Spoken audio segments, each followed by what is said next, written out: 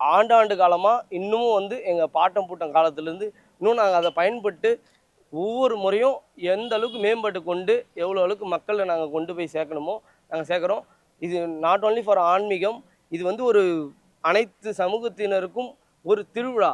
எல்லாருக்கும் உள்ளே ஒரு சண்டை பகை, மக்களுக்குடைய இருக்கிற சின்ன பங்காளி பிரச்சனை அனைத்து விஷயங்களையும் தள்ளி போட்டுட்டு ஒரு திருவிழான்னு வந்தால் எல்லாரும் வந்து ஒன்று சேர்ந்து ஒன்றா சாப்பிட்டுட்டு வீட்டில் படைச்சி அழகாக வந்து இந்த அம்மனுக்காக நாங்கள் வந்து கூழ் ஊற்றி அழகாக வந்து அழகாக கும்பிட்றோம்.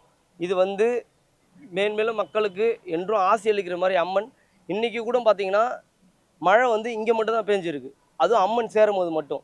நீங்கள் வேறு எங்கன்னா சுற்று வட்டாரத்தில் 3-4 கிலோமீட்டர் இங்கே ஒரு 2 கிலோமீட்டரில் பாருங்கள், எங்கேயுமே மழை கிடையாது.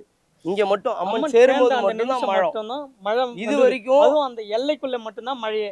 அம்மன் எல்லைக்குள்ள மட்டும்தான் மழை இல்லை, எங்கேயுமே மழை இல்லை. இது சுற்று வட்டாரம் எந்த கிராமத்துலேயும் மழை இல்லை. இந்த ஒரு சுற்று வட்டாரத்தில் அம்மன் சேரும்போது மட்டும்தான் மழை. இது வரைக்கும் இங்கே மழையே இல்லை. அங்கே அதாவது வெவ்வேறு மாவட்டங்களில் மழை பெஞ்சிச்சு. நம்ம மாவட்டங்களுக்கும் மழை சொன்னாங்க, கோடை மழை பெய்யவே இல்லை.